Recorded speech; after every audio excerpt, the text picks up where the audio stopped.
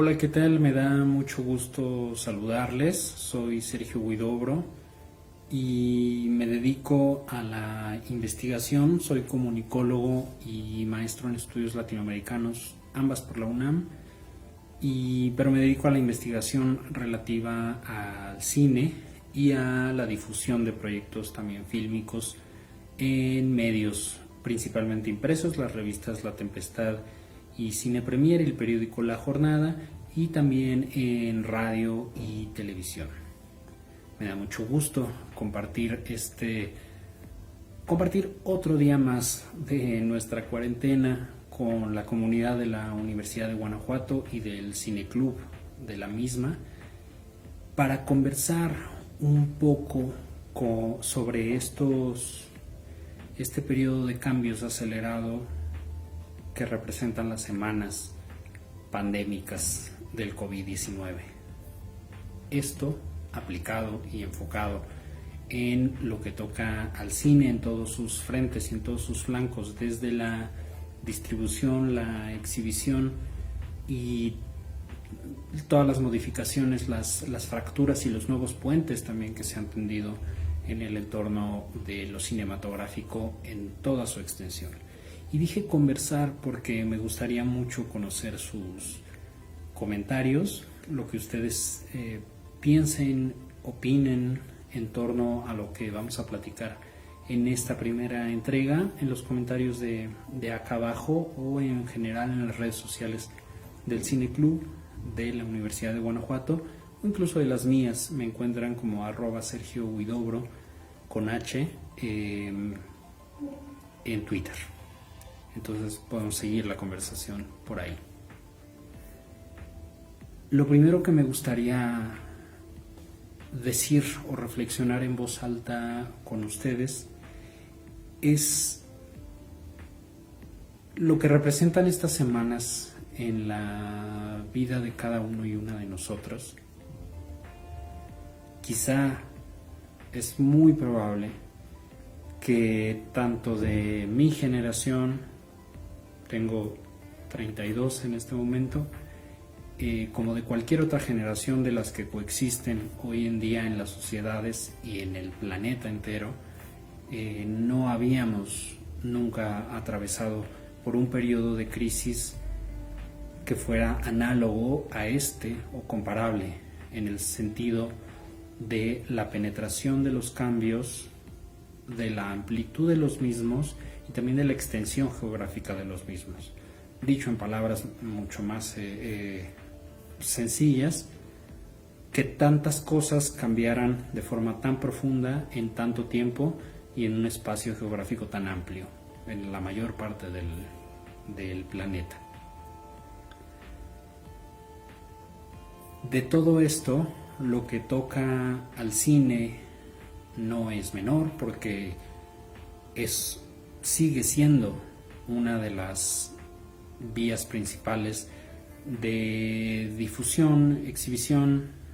expresión, distribución y comercialización de discursos audiovisuales en toda la extensión, a través de películas, a través de cortometrajes, documentales o de cualquier otra forma. No hablamos aquí nada más de lo que ocurre al interior de las salas cinematográficas, sobre todo ahora menos que nunca, sino del cine y sus formas de consumo y de visibilización en toda la extensión de la palabra. Han ocurrido cambios al interior de lo fílmico en una extensión tan grande que lo mismo afecta y al mismo tiempo y con la misma intensidad, por ejemplo, al mundo institucional del cine, a los festivales de cine, sin ir más lejos, y a las instituciones tanto públicas como privadas que se encargan ya sea de la producción misma o de la distribución y la difusión o de las comisiones de filmaciones, por ejemplo, todo el conjunto de la industria en su parte institucional. Los festivales no es algo menor. El primer ejemplo que tuvimos fue el caso del Festival de Cannes, que en tiempo era el más cercano, en mayo, al inicio de la pandemia, pero con toda seguridad los festivales que tienen lugar en otoño de septiembre a noviembre, también se verán severamente afectados, y en el mediano y largo plazo todo el esquema y el circuito de festivales. Y por afectados no me refiero necesariamente a que les vaya mal a las instituciones, afectados en su sentido más puro de cambios y de mutaciones y de evoluciones al interior obligados por las circunstancias, que pueden ser benéficos también puede ser un cambio muy positivo para los festivales en este entorno. Por el otro lado están las majors, los grandes estudios de producción y distribución de cine, que operan cada una con un release. Esto es un calendario de hasta 2 o 3 años de anticipación sobre las películas que van a producir y después estrenar, de modo que las grandes películas, y grandes me refiero a términos presupuestarios y económicos y de visibilidad mediáticas, tienen una fecha de estreno asegurada hasta con 2 años de anticipación. En consecuencia, pues el ciclo económico de estas películas fluctúa en torno a esos periodos de tiempo, desde que están siendo producidas hasta que se estrenan y el dinero comienza a regresar, ¿no? En el primer fin de semana. Todo este esquema está absolutamente modificado en este momento, entre paralizado y modificado, porque aún dentro de la parálisis han operado cambios grandes, drásticos. Uno de ellos del que me imagino que escucharon hace poco fue la decisión de la ANPAS, de la Academia Norteamericana de Ciencias y Artes Cinematográficas, que son los votantes que otorgan los Óscars, por ejemplo, y la temporada de premios, de permitir que compitieran para el año que entra en la siguiente temporada de premios películas que solamente habían sido lanzadas a través de streaming, obligados por estas circunstancias, y películas que originalmente fueran producidas para cine, pero ahora solamente tuvieran una ventana de exhibición pequeñita, en pantallas chicas, caseras, portátiles. Este es solamente uno de los cambios fundamentales para la industria, y ahora estamos hablando de la industria norteamericana, pero hablemos también, por ejemplo, de la infraestructura cultural y de cómo los mecanismos de apoyo, tanto de las propias salas de exhibición más pequeñas como las independientes, como los mecanismos como fideicomisos, los flujos de dinero, digamos, que permiten que exista un cine distinto o alternativo o diferente o no mayoritario, también se ven severamente afectadas. Aquí sí, en el caso mexicano, pues también hubo un cambio muy polémico y muy sonado con la desaparición de los fideicomisos públicos de apoyo al cine, y después la absorción de alguno de ellos por las secretarías federales gubernamentales de cultura. Es un cambio de paradigma cuyos efectos todavía no comenzamos a vislumbrar, y esto es muy interesante. Cuando decía hace unos minutos que este periodo de cambios en áreas tan distintas como la ciencia médica, la agricultura, la industria automotriz, la cinematográfica, todas son cambios tan profundos y tan inesperados, tan tajados por las circunstancias, que la gran mayoría de ellos todavía no hemos empezado a verlos, y empezaremos a notarlos y a percibirlos, sobre todo sus efectos, en el momento en que termine este periodo de la emergencia, de la pandemia. Y en el cine es lo mismo, todavía no hemos comenzado a dimensionar los efectos que tendrá, y repito, no todos negativos, no son efectos negativos ni es una catástrofe lo que representa. Estos son simplemente un cambio brusco de paradigma que permite también abrir puertas y ventanas y modificar puertas incluso de la percepción, citando con permiso a Blake, que en este caso de la pandemia, pues las puertas de percepción son las puertas físicas de nuestra casa. En el momento en que se abran las puertas de la percepción será también en el momento en que se abran las puertas de nuestros hogares para reencontrarnos con el entorno. Y en el modo tradicional de exhibición y distribución de películas, las películas solían ser algo que estaba allá afuera. El cine era algo que ocurría parcialmente fuera del entorno doméstico. Para entender un poco por qué funciona de esta forma, vamos hacia atrás, incluso hacia el nacimiento del cine y cómo se han ido modificando estos mecanismos de exhibición. En el inicio, las salas, la exhibición cinematográfica eran algo tan nuevo que desde 1896 hasta los años 30 más o menos se tardaron en encontrar incluso la composición arquitectónica ideal de las salas que pudieran alojar a este nuevo fenómeno que era el cine. Después se fue enfrentando a muchos cambios en los años 50, por ejemplo, la llegada de la televisión, lo que orilló al cine a otras cosas, a extender la longitud de la pantalla para hacerla más espectacular en un sentido, en cierto sentido, digamos, le daba una espectacularidad mayor al ser más larga. Y después, bueno, primero se tuvo que encontrar un lenguaje que fuera distinto del teatro para poder tener una estética propia, digamos. Y después vino la competencia con la televisión, eso modificó la estética, los incentivos que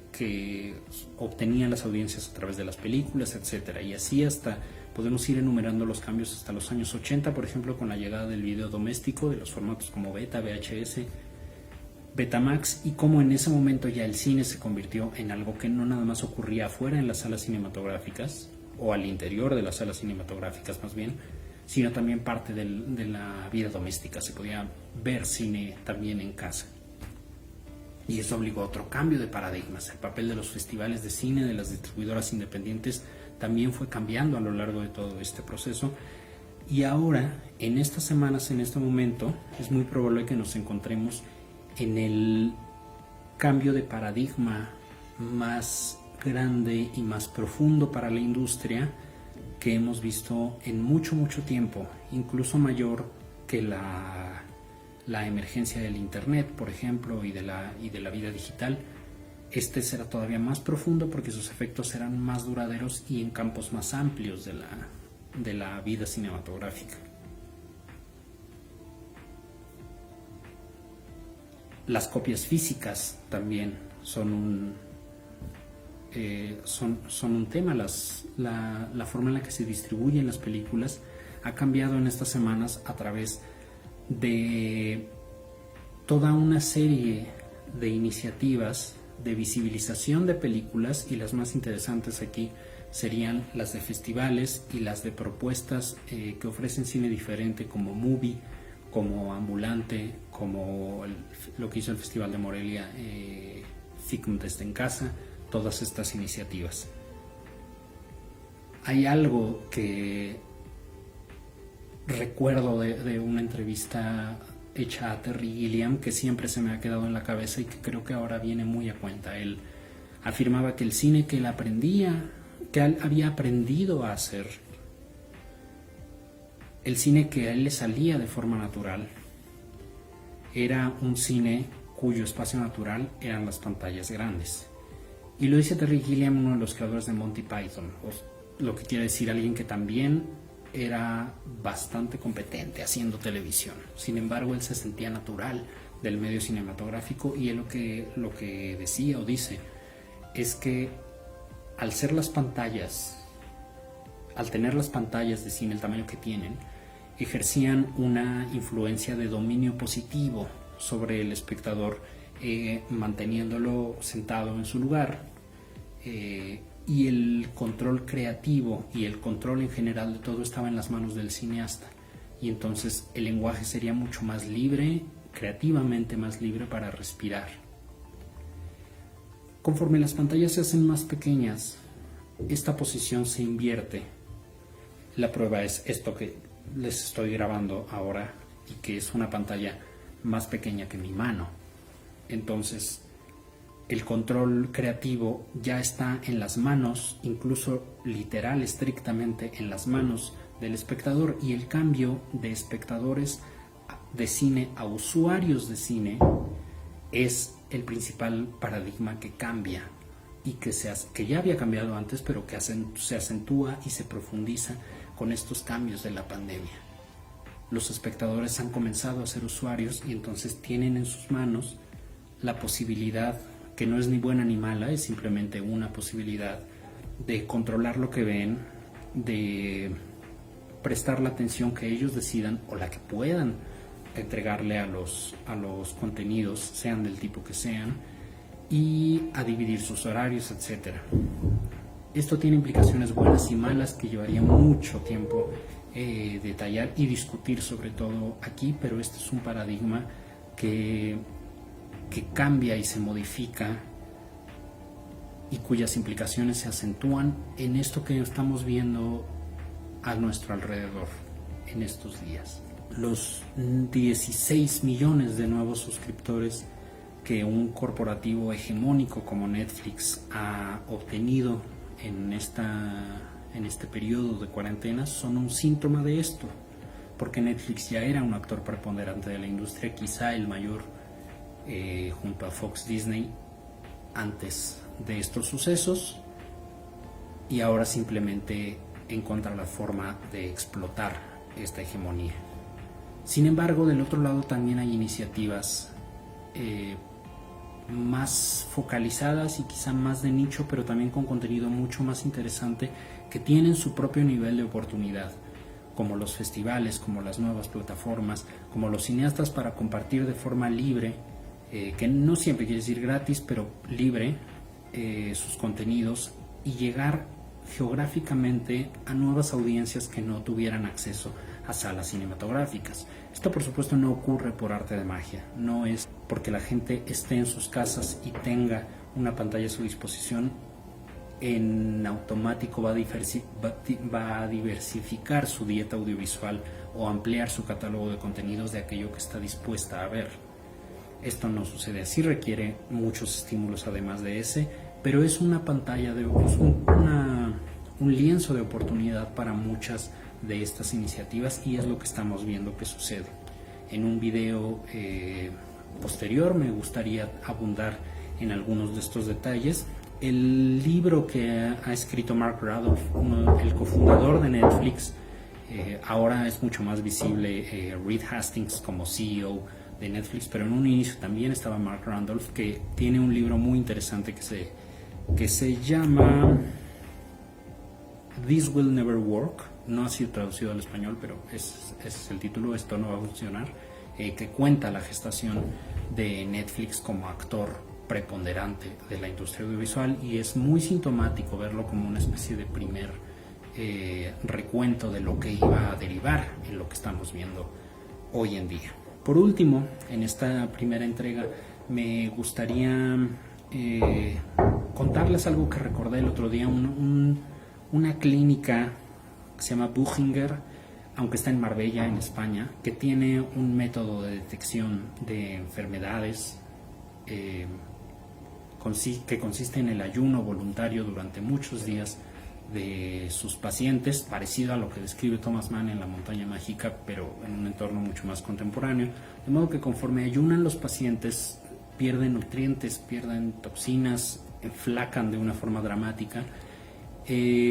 sus respectivos órganos, el corazón, los pulmones, los intestinos, responden de diferentes formas, y es una forma de diagnosticar, con base en la respuesta de cada uno de los órganos, cuáles están más sanos y cuáles necesitarán más atención en el futuro para empezar a darles tratamiento desde ahora, y sobre todo cuáles están más predispuestos a distintos tipos de enfermedades. Algo similar, algo análogo, si quieren como metáfora, ocurre con las industrias culturales hoy en día. Este bajón de defensas, que es como un ayuno voluntario si pensamos en todas las sociedades como un cuerpo que es sometido a este tratamiento, las infraestructuras culturales son como órganos internos: el teatro, la danza, las salas de cine, las distribuidoras y exhibidoras, los festivales, los museos, las galerías, las bibliotecas, y empezar a detectar, antes de que sea demasiado tarde, de qué forma pueden reforzarse en su labor pública, en la visibilidad que tienen, y reforzarse tanto del lado presupuestal como del lado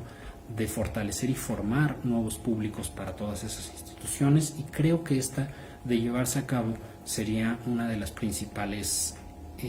uno de los principales beneficios, porque pues no hay mal que por bien no venga, que podríamos extraer para la industria cinematográfica y para la formación de nuevas audiencias a través de esta pandemia. Esto fue todo por este video. Me dio mucho gusto acompañarlos y por favor me encantaría recibir sus comentarios acá abajo. Me despido hasta la próxima de la comunidad del Cineclub de la Universidad de Guanajuato, el cineclub más antiguo y creo que todavía el mejor del país, y miren que se los dice alguien de la UNAM, pero lo reconozco en memoria del extraordinario Jorge Pantoja, que formó este extraordinario cineclub, y a toda la Universidad de Guanajuato, y por supuesto a todos quienes lleguen a este video y sobre todo hayan llegado hasta este punto. Les mando muchos abrazos, quédense en casa y cuídense mucho. Hasta la próxima.